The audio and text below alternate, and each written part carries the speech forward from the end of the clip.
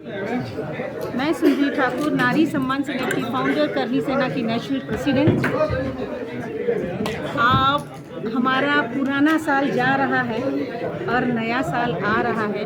ये कहूँगी, पुराने साल में जितने भी सब हमारे हिंदुस्तान और वर्ल्ड में जितने भी लोग रहते हैं, सबके दुख दर्द दूर हो जाएं, घर में खुशियाँ आए। 2026 सबके लिए बहुत अच्छा जाए और अच्छे रहिए, एकता बना के रहिए, खुश रहिए, हेल्दी रहिए। बस इतना ही कहूँगी।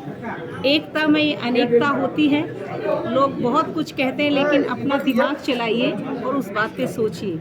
So thank you so much. Wish you a very very happy new year everybody. Thank you Sundari so ma'am, much. आज आपको प्राइड ऑफ नेशन का अवार्ड भी मिला है। जी। आपको अवार्ड मिलने की बहुत बहुत शुभकामनाएं। आप हमेशा ऐसे ही देश दुनिया में सबका नाम रोशन करते रहिए, पूरे दुनिया में छा जाइए।